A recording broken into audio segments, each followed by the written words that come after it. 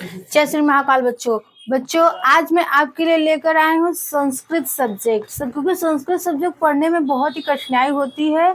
आज मैं उसे सरल बनाऊंगी आपके साथ। देखिए बच्चों, मैं 2025 का जो सीरीज है वो लेकर आई हूँ आपके लिए, और इसमें जो भी मतलब चैप्टर वाइज दिया गया है, मैं आपको हिंदी की व्याख्या सहित पूरा चैप्टर आपको पढ़ाऊंगी और हाँ हल सहित बताऊंगी।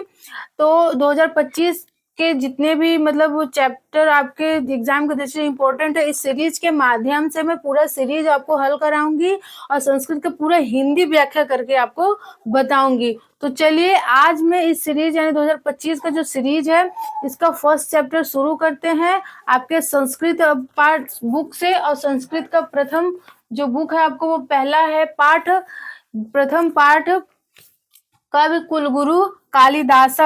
ये संस्कृत पाठ आपका गद्य भारती से है। कौन सी बुक से है बच्चा? गद्य भारती। सबसे पहले मैं आपको गद्य भारती पढ़ाने जा रही हूँ। गद्य भारती का पहला चैप्टर है आपका, क्या है? कवि कुलगुरु कालिदास। और हाँ, मैं आपको सबसे पहले इसमें पूरा चैप्टर में जो जो पैराग्राफ इम्पोर्टेंट है आपके एग्जाम की दृष्टि से, जो जो इस सीरीज में दिया गया है पैराग्राफ, उन पैराग्राफ का मैं हिंदी आपको बताऊंगी। ठीक बच्चा? तो सबसे पहला पैराग्राफ मैं ले रही हूँ, वो आपका है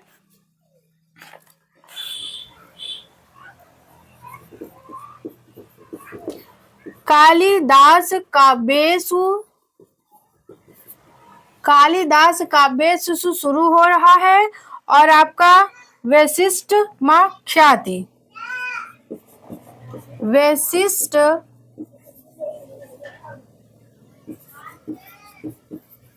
ख्याति, यहाँ तक आपका पूरा पैराग्राफ खत्म हो रहा है।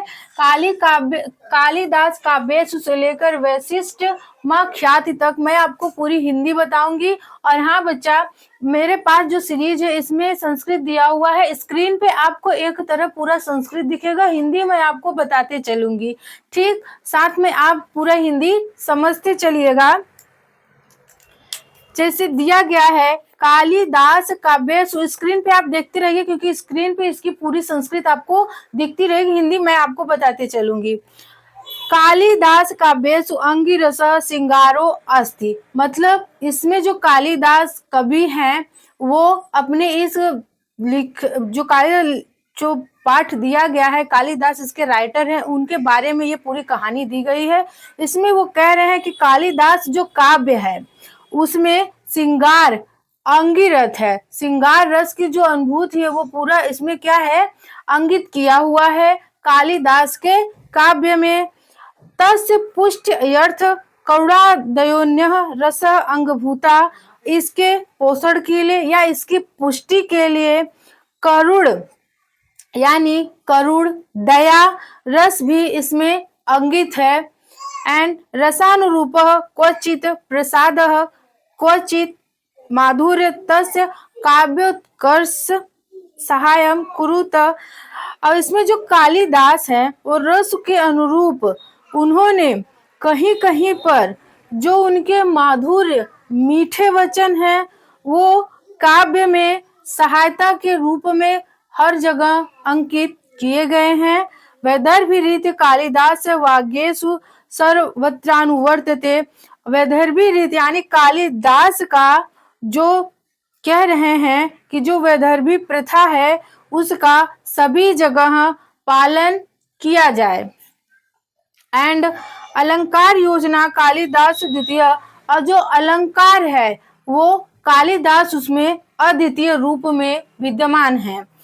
यद्यपि उपमा कालिदास उपमा योजना में कालिदास वैशिष्ट मां ख्याति, और जो रूपक कालिदास का जो रूपक यानी रूपक है कालिदास का रूप योजना में उनका विशिष्ट रूप से पूरे विश्व में क्या है, विख्यात है। वो जो उनका रूपक है, उपमा है, अलंकार के रूप में उनके काव्य में पूरे विशिष्ट यानी उसकी जो विशेषताएं हैं वो पूरे रूप से विख्यात हैं, यानी पूरा उसका वर्णन दिया गया है, बढ़ा चढ़ा के चीजों का वर्णन किया गया है। अब चलिए इन्हीं पैराग्राफ के आधार पर कुछ क्वेश्चन भी बहुविकल्पी दिए जाते हैं आपके एग्जाम में, इस सीरीज में भी दिया गया है। तो क्वेश्चन मैं आपको बता रहा हूँ, विकल्प आपके स्क्रीन पर दिखता रहेगा, आप वहां से आंसर बताइएगा। तो फर्स्ट क्वेश्चन है आपका, पहला क्वेश्चन है, उक्त गद्यांश का शीर्षक है, उक्त गद्यांश का शीर्षक है, तो उक्त गद्यांश का शीर्षक यानी उसका जो पाठ होता है शीर्षक के रूप में क्या लिया गया है, वही चीज होता है। तो 4 ऑप्शन आपके स्क्रीन पे दिख रहे होंगे, तो आप वहां से आंसर बताइए। तो इसका आंसर होगा कवि कुलगुरु कालिदास। उत्तर क्या होगा बेटा, कवि कुलगुरु कालिदास, ये इसका आंसर हुआ। अब सेकेंड क्वेश्चन पूछ रहा है, कालिदासस्य काव्येषु अंगिरसः क, कह रहा है कि कालिदास के काव्य में कौन सा रस अंकित किया गया है। आप देखेंगे सबसे पहले ही पैराग्राफ में पहली ही लाइन में दिया है, कालिदास काव्येषु अंगिरसः सिंगारो अस्ति। तो आपके स्क्रीन पे 4 ऑप्शन दिए गए, उस 4 ऑप्शन में कौन सा सही होगा, पहले क्वेश्चन सुनिए। क्वेश्चन है आपका, कालिदास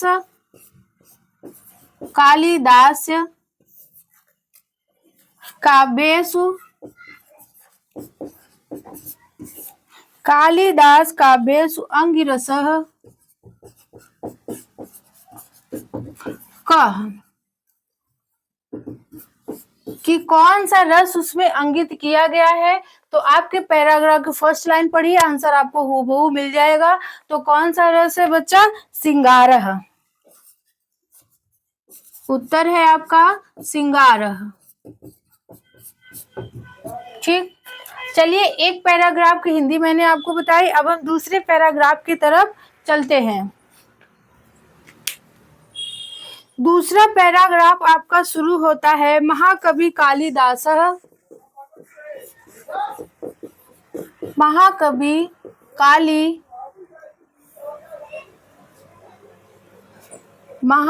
कालिदासः, यहां से शुरू होता है। तो लास्ट आपका है सर्वराद्रियते,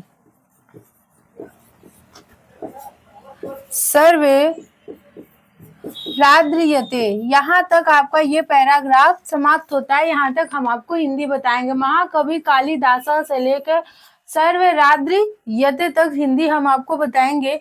और इसकी पूरी संस्कृत आपको बगल स्क्रीन पे दिखती रहेगी, तो आप संस्कृत वहां से देखिएगा, हिंदी हम आपको व्याख्या के रूप में बता रहे हैं।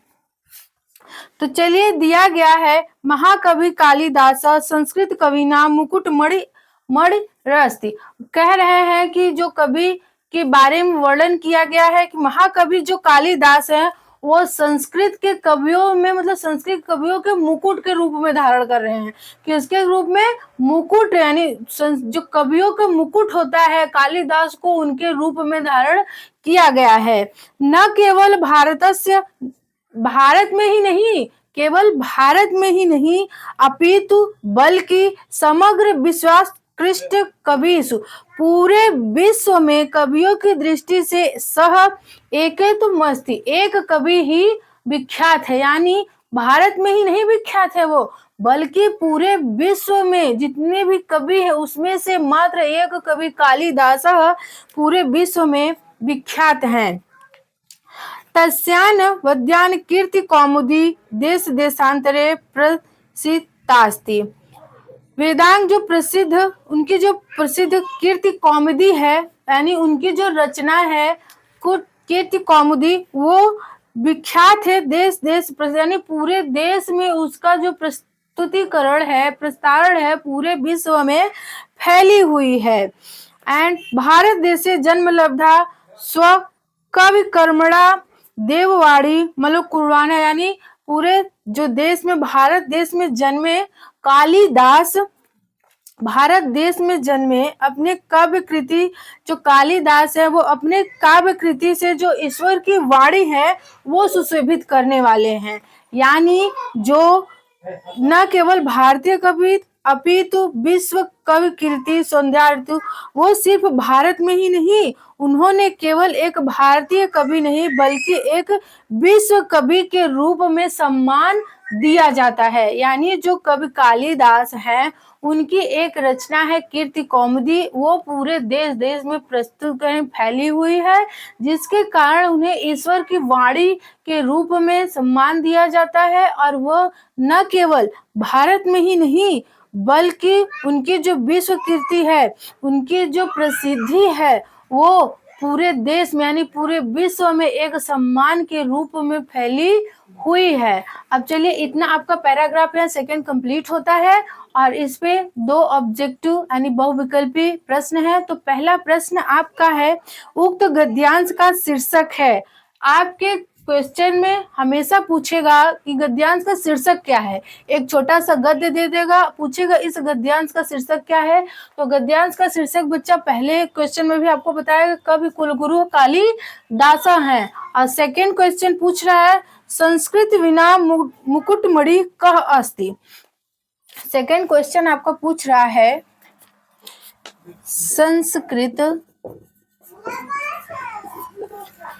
संस्कृत कवि ना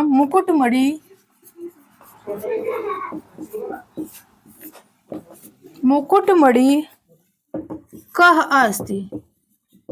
कह रहा है क्वेश्चन कि जो संस्कृत कवि है वो मुकुट के रूप में कह अस्ति कौन है, मतलब संस्कृत कवियों में मुकुट के रूप में जो है वो कौन है।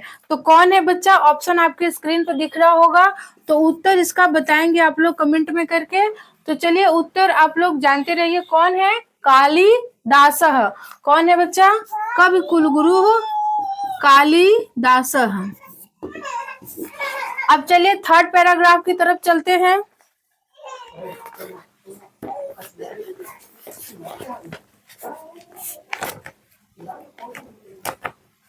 अब तीसरा पैराग्राफ आपको कहां से कहां तक है वो हम बताएंगे। तीसरा है आहि भवतः। तीसरा पैराग्राफ है बच्चा आहि भवतः। ये तीनों पैराग्राफ आपके एग्जाम की दृष्टि से बहुत इंपॉर्टेंट है। 3 पैराग्राफ हम बता रहे हैं तो फर्स्ट चैप्टर से इसमें से एक पैराग्राफ पक्का है कि फंसेगा, ठीक है। आहि भवतः से लेकर के शुरू हो रहा है, लास्ट है तद संभव मस्ति। कहाँ थे बेटा, तद संभव मस्ति। यहाँ आपका तीसरा पैराग्राफ समाप्त होता है। आहि भवता से लेकर तद संभव मस्ति तक है। तो चलिए इसकी हिंदी हम जानते हैं, संस्कृत आपके स्क्रीन पे दिख रहा होगा तो आप वहां से संस्कृत पढ़ते चलिए, हिंदी की उसकी व्याख्या हम आपको हिंदी में बताते चल रहे हैं, ठीक। कह रहा है आहि भवतः सिंधु वेला यावत विकीर्णा भारत गौरव गाथा कालिदासेन स्वीकृति सूप निबद्धा। कह रहे हैं कि सिंधु नदी तक बिखरी हुई भारत की गौरव की कहानियां, यानी जो सिंधु नदी तक है, यानी देखिए आहि भवतः सिंधु वेला यावत विकीर्णा, जो सिंधु नदी तक बिखरी हुई है भारत गौरव गाथा, भारत के गौरव की कहानियां कालिदासेन स्वीकृति निबद्धा, यानी कहानियां जो कालिदास द्वारा स्वीकृत रूप में रचित है। रघुवंश, मेघे मेघ, कुमार और कुमार संभव च भारत देश विभुन गानाम गिरि कानंदिनाम यात्रिक स्वाभिवेकम मनोहारी च चित्रम लभ्यन्ते स्वच्छुजानुलेखम तद संभव मस्ति। कह रहे हैं कि जो कालिदास की रचना है रघुवंश, मेघ और कुमार संभव, भारत देश के विभिन्न हिस्सों, यानी जो भारत देश है हमारा वहां के विभिन्न हिस्सों जैसे पहाड़ों और जंगलों जो उनकी प्राकृतिक सुंदरता है, यानी कि यादृक स्वाभाविक मनोहर चित्रण, उनके जो मनोहर चित्रण है वो चित्रम लभ्यन्ते, उनका जो चित्र है वो अपनी ओर क्या करता है, आकर्षित करता है। एंड नावलोक्य तद संभव, चित्रण को अपनी आंखों से देखना असंभव नहीं है। देखिए कालिदास की जो रचनाएं हैं रघुवंश, मेघ और कुमार संभव, इसमें यानी कालिदास ने जो प्रकृति का चित्रण किया हुआ है वो भारत के विभिन्न हिस्सों से, पहाड़ों से, जंगलों से, उनका जो प्राकृतिक चित्रण है वो आप अपनी आंखों से देखना क्या कर सकते, असंभव कर सकते हैं, लेकिन उनका जो लिखावट है, उनके द्वारा जो प्रस्तुतिकरण है उसे आप पढ़ करके अपनी आंखों के सामने उसे महसूस कर सकते हैं। इस प्रकार उनका जो चित्र लेखा है बहुत ही अच्छा है बच्चों। तो यहाँ आपका 3 पैराग्राफ कंप्लीट होता है। और हाँ, इसी पैराग्राफ के चलते इसी चैप्टर में हम आपको कुछ बहुविकल्पी यानी 10 बहुविकल्पी प्रश्न बता रहे हैं। ऑप्शन जो है वो आपके स्क्रीन पे दिख रहा होगा, आंसर हम आपको बताते चलेंगे। ठीक, पहला क्वेश्चन है उक्त गद्यांश का शीर्षक क्या है। तो तीसरे वाले पैराग्राफ में भी पहला क्वेश्चन है आपका उक्त गद्यांश का शीर्षक क्या है। तो शीर्षक आपका होगा कवि कुल गुरु कालिदास, ये आपका शीर्षक है। पाठ का क्या है बच्चा, शीर्षक है। ठीक, ये शीर्षक हुआ। सेकंड क्वेश्चन पूछ रहा है भारत गौरव गाथा के ने स्वीकृत सुनिबद्धता, यानी भारत की जो गौरव गाथा है वो किसने स्वीकृत की है, यानी किसने बताया है उनकी गौरव गाथा को गान करके भारत में।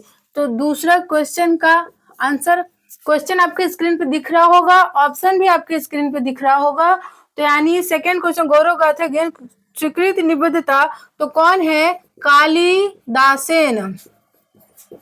कौन है बच्चा, कालिदासेन। तीसरा क्वेश्चन आपके स्क्रीन पे दिख रहा होगा कालिदास सर्वश्रेष्ठ नाटक कृति रस्त, यानी कालिदास की जो सर्वश्रेष्ठ नाटक कृति है वो कौन सी है। ऑप्शन आपको दिख रहा होगा स्क्रीन पे, रघुवंश, कुमार संभव, अभिज्ञान शाकुंतलम, अभिज्ञान ऋतु संहारम। तो इसमें ऑप्शन आपका ख सही होगा, अभिज्ञान शाकुंतलम।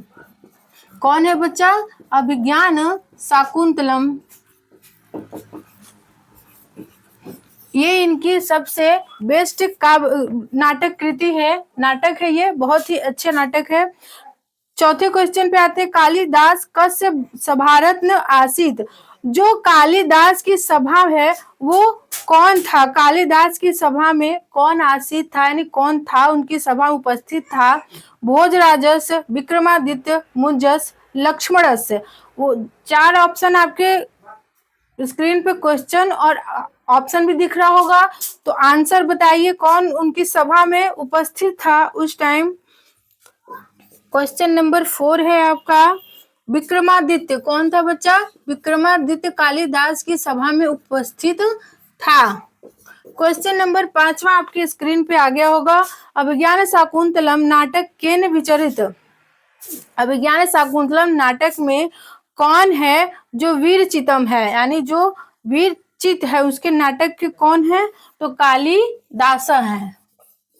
कौन है, कालिदास। क्वेश्चन नंबर 6 पे आते हैं। क्वेश्चन 6 है आपका, कह रहा है श्रृंगार रस प्रधानम नाटकम किम। अब क्वेश्चन और ऑप्शन आपके स्क्रीन पे देखो, जो श्रृंगार प्रधान नाटक है वो कौन सा है। मुद्रा राक्ष, अभिज्ञान शाकुंतलम, उत्तर राजचरितम, प्रतिमानकटम। तो कौन सा है बच्चा, अभिज्ञान शाकुंतलम में श्रृंगार रस की बहुत ही प्रधानता है, अभिज्ञान शाकुंतलम। 7वां क्वेश्चन पे आते हैं। 7वां को रघुवंशे कति सर्गा संत, जो रघुवंश है वो कौन से सर्ग में है। तो अष्टादश है, एकोन विसंत या एकन विसंति। तो कौन सा है बच्चा, एकोन विसंति। कौन से नाटक का सर्ग है, एकोन विसंति। क्वेश्चन नंबर 8वें पे आते हैं पुरुरवस उर्वश्या से प्रेम कथा वर्णिता। जो पुरु है वो उर्वशी के प्रेम कथा वर्णित है, कौन से नाटक में वर्णित है। पुरु और उर्वशी की जो प्रेम कथा है वो वर्णित है कौन से नाटक में, शाकुंतले, रघुवंशे, विक्रमोर्वशी या मालिकाग्नि। तो आपका विक्रमोर्वशी में है। किसमें है बच्चा, विक्रम वर्षी, ये भी कालिदास का ही नाटक है। 9वें नंबर क्वेश्चन पर आते हैं। स्क्रीन पर क्वेश्चन आपको दिख रहा होगा, वहां से पढ़िए। विप्रलंभ श्रृंगार युक्तम काव्यम किम अस्ति। कह रहा है विप्रलंभ श्रृंगार काव्यम किम अस्ति, जो विप्रलंभ श्रृंगार है वो किस काव्य में है? तो रघुवंश में है, मेघदूतम में है, कुमार संभव में है, अभिज्ञान शाकुंतलम में है। तो आपका आंसर होगा मेघदूतम। 10वें क्वेश्चन पे आते हैं। कह रहा है स्वामी कार्तिकेयस जन्मनः वर्णम कस्मिन काव्ये अस्ति। जो स्वर्ग कार्तिकेय से हैं वो जन्म ले रहे हैं, उनका जन्म का जो वर्णन है वो किस काव्य में वर्णित किया गया है? मेघदूतम, रघुवंश, मालिका अग्निमित्रम, कुमार संभव। बताइए कौन सा आंसर सही होगा? कुमार संभव। ये आपका एक चैप्टर पूरा कंप्लीट होता है इस सीरीज का। अब हम नेक्स्ट वीडियो में नेक्स्ट चैप्टर की तरफ चलेंगे। गद्य भारती का 2nd चैप्टर पढ़ाएंगे आपको पूरे हिंदी व्याख्या के साथ। तो हम संस्कृत यानी ये अभी तक आपको यूट्यूब पे सीरीज की व्याख्या नहीं मिल रही होगी। हमारा जो चैनल है वो सबसे पहले आपको इसकी व्याख्या दे रहा है, तो प्लीज हमारे चैनल को सब्सक्राइब कर लीजिए इसी प्रकार से सभी सीरीजों की व्याख्या देखने के लिए। तो अगर वीडियो अच्छा लग रहा है तो लाइक करते चलिए। अगर कहीं चीजें आपको नहीं समझ में आ रही है या कोई डाउट है तो आप हमें कमेंट करके वो पूछ सकते हैं, हम तत्पर हैं आपके आंसर देने के लिए। और हाँ बच्चा, आपका सब्सक्राइब और लाइक हमें कुछ देता है, बस हमें प्रेरणा मिलती है चीजों को और अच्छे से प्रस्तुत करने की आपके सामने। तो इसीलिए हमारे चैनल को सब्सक्राइब करिए और हाँ लाइक करिए। अगर कुछ पूछना है तो कमेंट करिए, नहीं तो आप अच्छा कमेंट भी कर सकते हैं। तो आज के लिए बस इतना ही। नेक्स्ट वीडियो मिलते हैं नए चैप्टर के साथ। तब तक के लिए जय श्री महाकाल।